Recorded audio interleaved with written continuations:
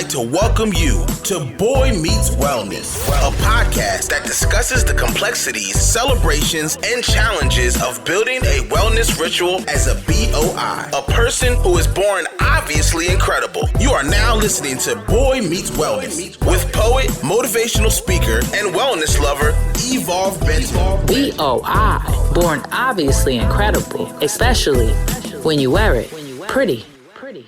Hello, Boy Meets Wellness community. I'm hella thankful for you all. 2020 has been a very challenging year, and one of the most consistent parts of my life has been this podcast.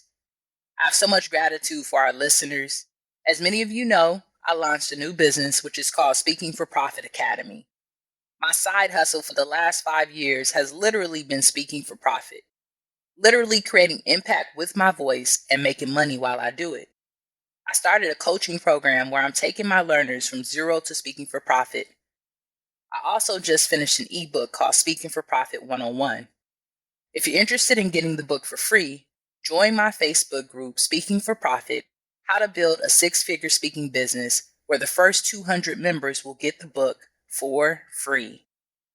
This link is in the show notes. You can also head over to evolvebenton.com and click Speaking for Profit group in the menu.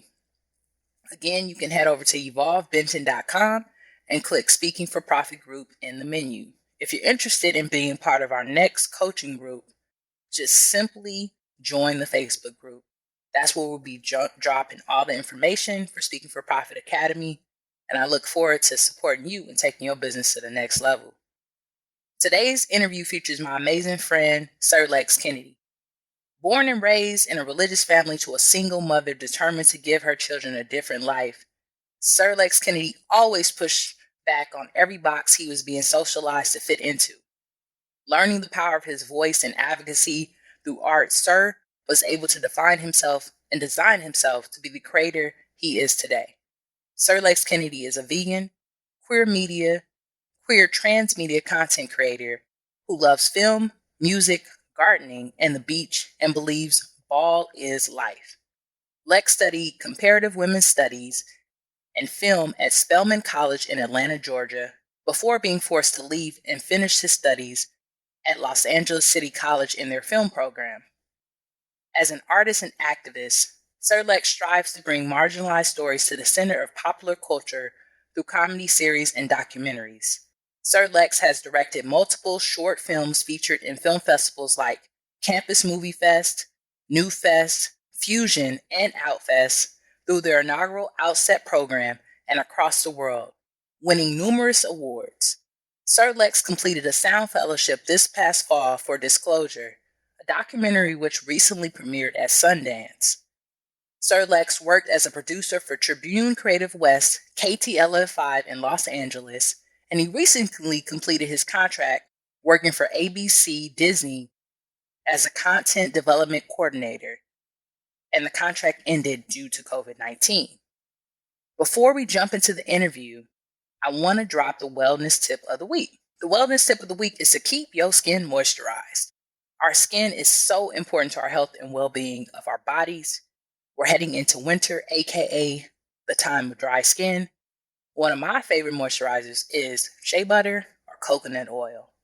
Moisturizing your skin is a key way to keep away acne, wrinkles, and blemishes on the skin. Moisturizers are personal depending on your skin needs, so select carefully, but do it consistently. Today's episode is brought to you by Mar Media Productions. Mar Media is a media production company that produces, publishes, and uplifts the stories, arts, and journeys of queer and trans people of color and the people who make our lives incredible. Now for this amazing interview with one of my best friends, my boy, Sir Lex Kennedy. Hello world, welcome to Boy Meets Wellness. I'm hella pumped about today's conversation with my good friend, my best friend, one of my best homies, Lex Kennedy. Lex Kennedy, welcome back to Boy Meets Wellness. So excited for you to be here. Can you just tap in for folks who might have not heard your last interview with your name, what brings you joy, and what do you do to serve the world? Thank you for having me. It's so good to be back on the Boy Meets Wellness podcast. My name is Sir Lex Kennedy. My pronouns are he, him, and they. What brings me joy? Right now, basketball is coming back and basketball brings me joy. I haven't, got a chance to watch basketball with my homies in a long time, but I just joined a fantasy basketball league and that's bringing me joy. It's getting me excited about basketball again. And what I do in the world, I am a storyteller, a filmmaker. I am currently in the production process of my first short that I wrote. I will be directing and I'm currently producing called Yeah. Retros. Retros. So we're going to talk about that a little bit later. But so basketball, right? This is something that Lex and I talk about all the time. And we're in this really cool fantasy. I'm so excited about it. I've never done anything like this, so I'm pumped up. But Lex, tell folks, like, who's your team, right? Because, we got some folks on here who got different teams. Who's your team? Who do you think is going to win the championship this year? I'm glad you brought that up because I know you feel like you have some gloating rights right now, but it's Warriors all day, every day. I know I got some Warrior fans that listen to this podcast. Shouts out to you. Shouts out to Dub Nation. I'm super excited for this season. I am still, feeling a little heartbroken about Clay and sending my prayers to Clay for him to have a speedy recovery. But understand that we're excited about this season. Y'all, Steph Curry has been chilling. Just understand that y'all gonna have to put some respect on his name come this season, okay? So I don't know what you heard, but we coming. We coming to see them Lakers, okay, bro? We coming for you. It's exciting. It's exciting to be, coming for that number one spot. Like we've been in the number one spot for so long. So to be back in the hunt and, we coming for the Lakers, you know what I'm saying? It's exciting. I'm excited. Shouts out to all of Dub Nation. It's Warriors, baby. I hear you, Lex Kennedy. You know what? I know so much about this winning spot. After 17 championships, we just have, we're just so connected to winning. So I so feel you in that vibe. I just so feel you in that vibe. And I'm so excited about the season too, Lex. So folks probably think based off of you liking the Warriors that you are from the Bay Area, but I know you're not. So can you tap in a little bit about like where you're from and where you live now? Yeah, so I am a transplant here in California. And when I moved out here, I said I have to support a California team. At the time, I was following stuff in college, but when I came out here, I saw like what was happening in Oakland, and I knew I couldn't be a Lakers fan because growing up on the East Coast, shouts out to all the East Coast listeners. I'm from the East Coast, born in Buffalo, raised in the DMV, DC Metro, in the house, the area.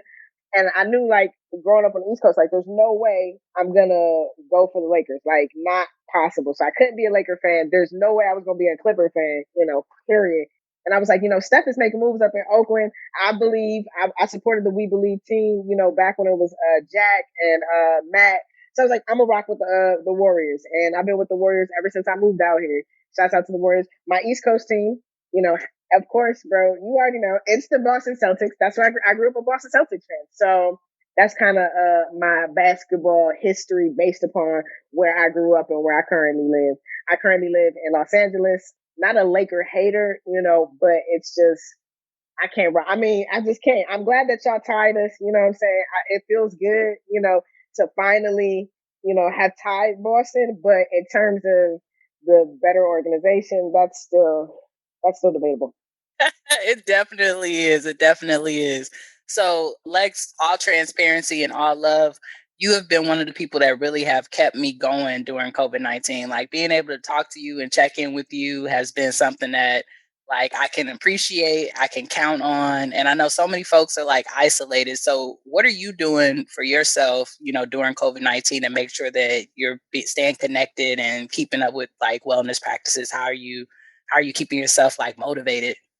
Evolve, I appreciate you saying that because to be honest, like listening to this podcast has really helped me. I've been in a space where I'm writing and just looking for inspiration, and listening to podcasts like Boy Meets Wellness has been a part of my self-care practice and my wellness practice to stay motivated, just to stay like tapped in to myself and make sure that I'm taking care of myself.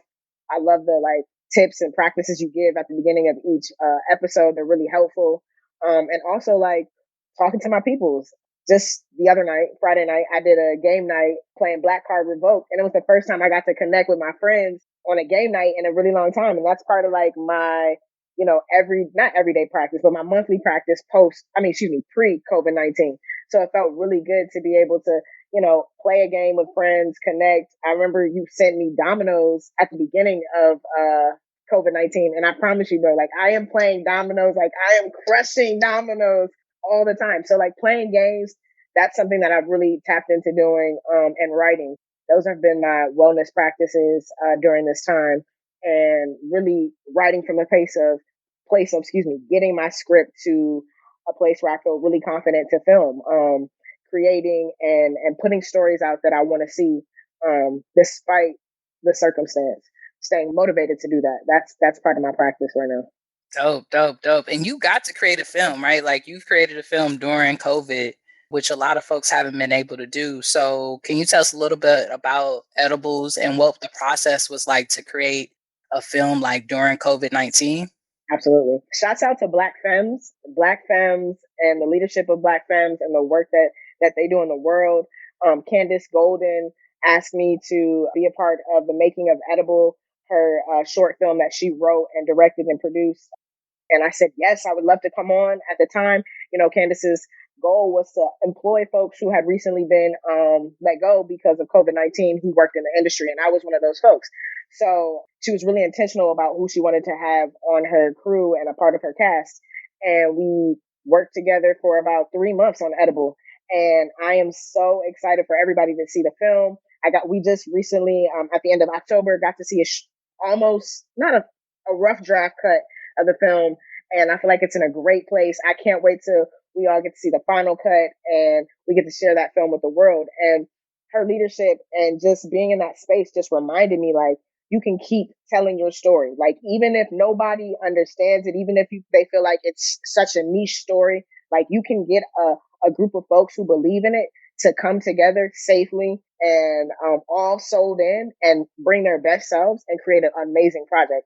And so it was with that like motivation from, producing Edible that I was like, you know what? I can do this with retros. I can do this during a pandemic, at the end of the year, going into the new year. I can make this happen. And so it was with that, producing energy that I took from Edible. I just decided just to roll that into retros and to stay focused, get back to the script, get back to the story and make it happen, because I had been pushing it off because of work. Right. And I was at this space where it was like, this could be your work full time. It's scary as hell, but this could be it. And I'm making it full time. Dope, dope, dope. So did y'all like wear masks the whole time? Like, did everyone get tested? Like, is it more expensive to shoot right now because of that? Like, did it impact y'all? Yeah, like at all, or y'all was just doing it, like normal shooting? So it definitely impacted filming. We were all COVID tested. We made sure that folks took COVID tested before they came onto set. And we asked folks to essentially create a bubble within the set, right? And work on an honor system that you weren't going to go out outside of the bubble during the time we were filming. We made sure that everybody had masks, everybody had shields, and that we were socially distanced. Everybody had, like, in terms of craft services, like everybody had to have a separate meal, separate utensils, right? A very different atmosphere than what you're normally used to on a set, right? Like on set, normally craft services are buffet style, right? And everybody eats together, and like lunches where we kind of come together and commune and get to kind of decompress and talk. And for us, we had to be socially distant. So it did impact production. But at the same time, I felt like it also brought us really close because we understood the impact of the fact that we were creating a story, and this kind of story during a pandemic, right? It felt like folks valued the time that everybody was putting in more so because we understood that we were putting ourselves at risk potentially, right? But because we had such a great team, Renee Miranda, who's a producer on my film, the love of my life, she was the COVID specialist. She made sure that we were all tested, that we had what we needed. And we had PAs on set that were cleaning things down, making sure everything is sanitized. So in terms of the impact, it definitely, I felt like, impacted us in terms of causing more separation. But the flip side of that is I feel like we all valued our time more. Nobody got sick. Everybody came off set COVID free. And it was a great experience, I believe. And I feel like folks didn't have that anxiety of, oh, am I going to get sick? Because we were practicing, COVID safe practices on set. So it's not that anxiety of I might get sick while I'm here. I felt like people were comfortable. Definitely. Did you feel like it was, because we always talk about money on here on the podcast. Did you feel like it was more expensive? Is that something that people should consider? Because, I know you're fundraising for your film. And I do want to talk about that in a few. But is that something that filmmakers should consider, is like maybe fluffing, that, or padding that budget, as they say, a little bit because of cost with COVID?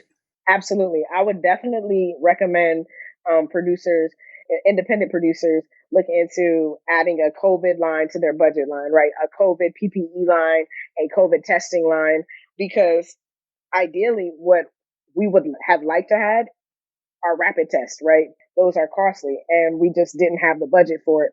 Maybe had we done some more fundraising, we possibly could have raised that money. But for us, it was like, okay, we can potentially like work our way around that. But if you can, I would recommend adding a few extra $100 to whatever budget that you thought you wanted to have for your COVID budget, just padding it a little bit more so that you could ensure rapid testing on site, making sure that everybody has PPE, like hand sanitizer. And then in terms of thinking about crafting, right? Craft services, I would increase your budget because everything has to be individually wrapped right now, right? And that's going to cost more, having to buy cans of soda versus a bottle of soda, right? Same for water bottles. So padding your craft service budget and then padding your COVID-19 budget, and requiring a COVID-19 budget to start with would definitely be beneficial for producers right now. Dope. I love that you said Corona, right? Like, bring us back to what it was. It was the Rona. Now everybody calling it the panty. Have you seen that? Like the pandy. Like, instead of the pandemic, I can't wait till the pandy's over. I'm just like, why can't we? What is this thing about us where we can't finish words? Like, where we get to the point where it's just too much work to finish them. Like, I was like, what is a pandy? Like, pandemic. I was like, what are we doing? The panorama. I said, I can't. I don't know why are we calling it all of these things? It's a way for us to dissociate with it so we don't have to deal with it. I personally think like we got to make it humor so we don't have to deal with the fact that like it's taking our people, right? And it's transitioning our world and it's breaking down capitalism in a very interesting way. So Lex, tell us, how long have you been writing? Like, how long have you been writing like for film? And then how long have you been working on this script for Retros? So I've been writing for almost 9 years now. Like really putting my ideas from my head onto page and working on dialogue for about 9 years. And I've been working on Retros for about six years. Retros was originally inspired by a small clip in a documentary that I saw. And for me, it's like a reimagining based upon the folks who I've come in contact with in the sneaker world, who I feel like don't necessarily ever get shine or get talked about in the sneaker world. A reimagining of what that relationship could be like between two folks who are deeply, madly in love with sneakers and want to make it a business in a culture that doesn't really see it as a legitimate business at the time. And so that was like 6 years ago, I saw the doc and I was thinking about the characters. It's been through many different variations to get to this point. Because essentially, like, I saw the short film that I was imagining as a series pitch for a series, right? I didn't just want it to be a short film, just like a one-off, right? I'm trying to create a world where these characters exist and live for like 5-6 seasons on a digital streaming platform. And so I finally have it to the space where it breathes and it gives space to explore what that series would look like.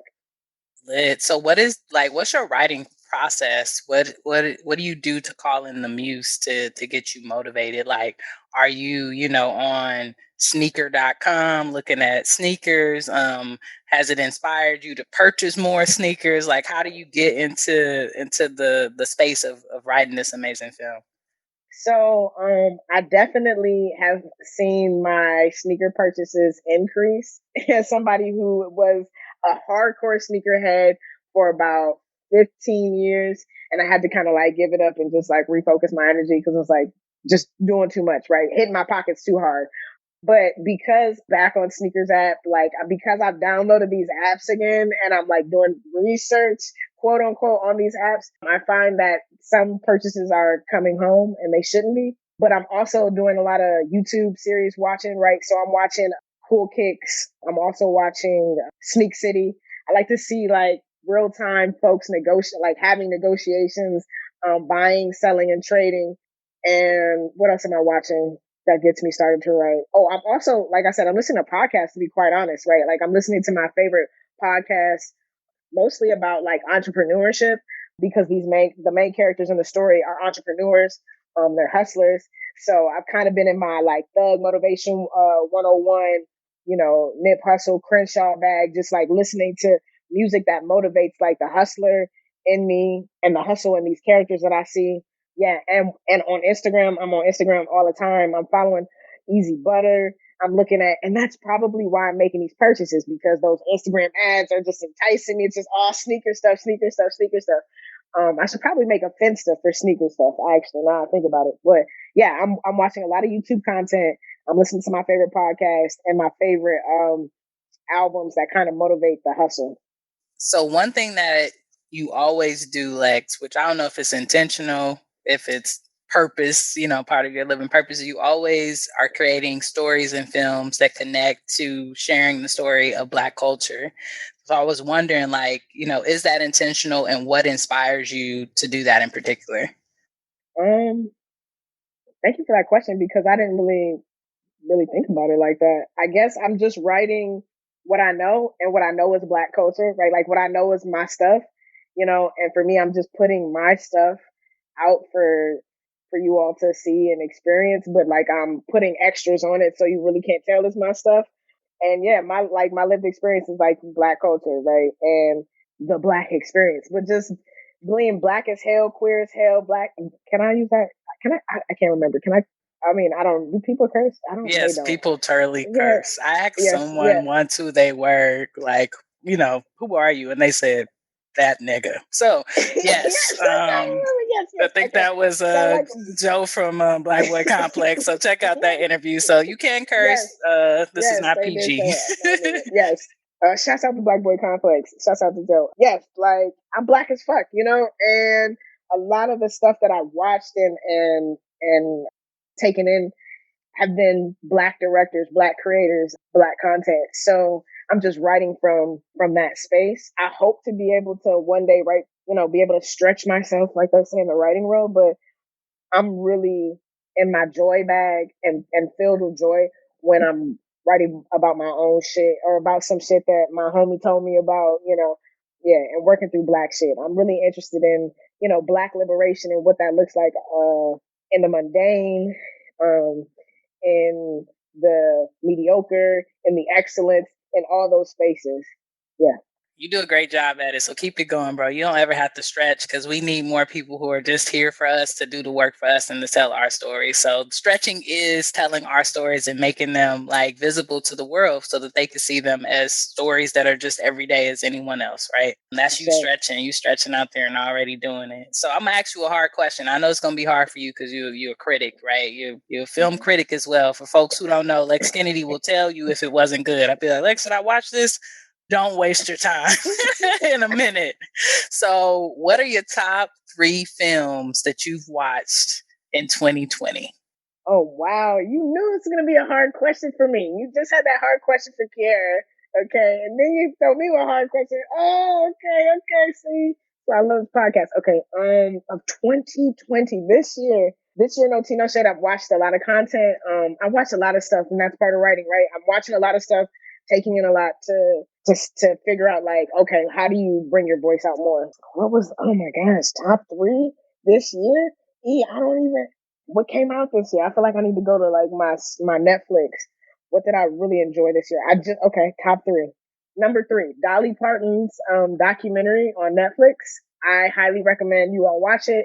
I was never like a Dolly Parton fan. Like I like Dolly Parton. I think she's an amazing songwriter and storyteller, but I didn't know her music. Watching that documentary, I was just like, dang, like Dolly is like that woman. Mad respect. It was beautifully told. And I just respect her hustle and grind, her creative spirit. So that was number 3. Number two. What was my number 2 film of the year? What did I watch? Bro, what did I write? What did I talk about? That I was just like, ooh, this is really good. Oh man, I feel like I need to ask Renee. Renee, what did we really love? So all the films must suck. Did you see Black is King, Beyonce, right? Beyonce That was this dropped out. year? That Was was that this this year? year. That was Oh this my year. gosh, That was number into one, number one. Black is King. Okay, top 3 films of 2020. Black is King by Beyonce, Giselle Knowles Carter. Number 2, The Mr. Soul. It's about Ellis Haizlip, the co-host and producer of Soul. Phenomenal documentary. I mean, I'm a documentarian head, so I'm gonna definitely give y'all docs to watch. And Dolly Parton Black on Netflix.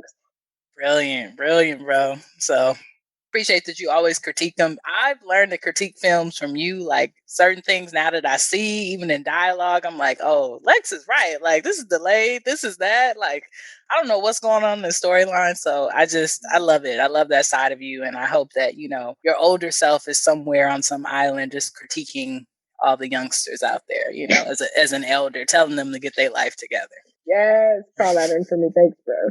So let's talk about the film, bro. I would love for you, if you're open to it, to maybe just read the synopsis to folks so they can know a little bit about Retros and what you have going on the next couple of weeks and how people can support. Absolutely. So Retros is a short film, a short comedy / drama, but mostly a comedy. I'll read the log line and then get into the synopsis. So the log line for Retros is: when an OG sneaker shop owner is pushed out, a final customer convinces him to sell his prized sneakers to team up to save their businesses. Oh yes.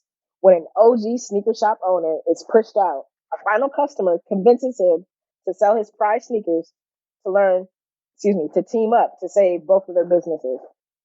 So essentially, it's a intergenerational conversation amongst 2 sneakerheads from 2 different worlds. One sneakerhead, Romero Rowe, also known as Retro Rowe, is being pushed out of his business because of gentrification in the neighborhood, and his inability to kind of shift his business to the digital era, right? He's an old school sneakerhead, and Mina is a young millennial pushing her hustle to the next level. However, she just lacks the infrastructure. She's currently doing sneaker meetups at a park. All of her kicks are in her mom's crib, and she has to figure out how to get her shoes from out of her mom's kitchen and into a shop, right? And she just so happens to meet up with Romero's partner on the final day of their sneaker sale, as they're closing, and convinces him to sell his most prized possession, his favorite Retros, right? And we follow them on this journey of what happens to be a odd coupling that elevates both of their businesses and reinvigorates their hustles. So that's just like a little snippet about Retros.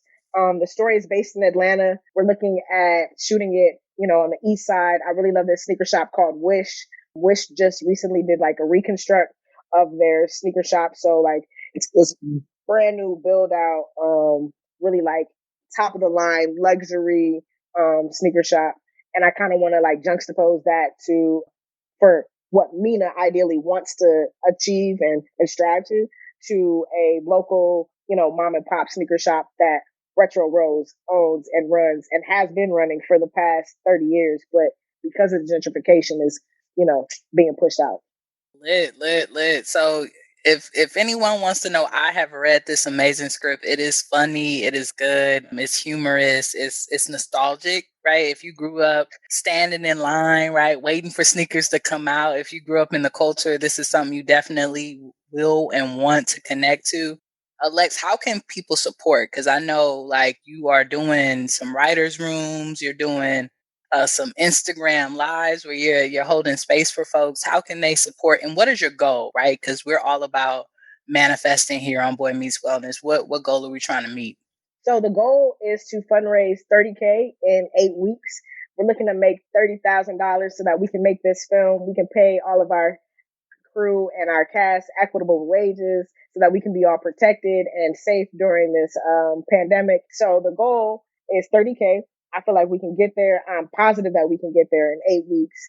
And the campaign simply is hopping on Instagram Live every Tuesday, Wednesday, and Friday, connecting with my audience, talking to folks about retros, talking to them about the inspiration, doing a behind the scenes, bringing on cast and crew to talk about why they joined the project, what their inspiration is.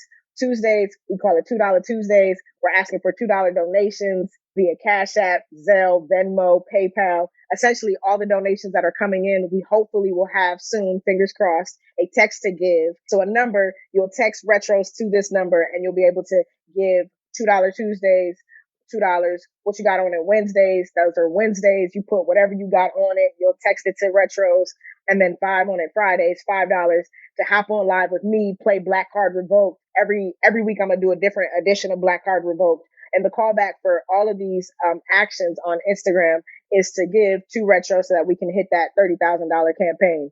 And then on Monday nights, if you have the capacity, if you're a writer, if you are an aspiring writer, if you want to call yourself and name yourself a writer, we're asking you to join us in our writer's room, where we are coming out with one concept, one sheet. So essentially like an outline so that you can take whatever that idea is and begin to draft it into your first draft of whatever, that script is, whether that's a doc script, whether that's a treatment, maybe for a music video, whether that's a short film script, whether that's a feature script, right? You're going to come out with a concept, one sheet, and an outline to break down those beats for that project. So essentially it's a writer's room where we come together, we read our stuff, we critique our stuff, we meet the writers where they're at.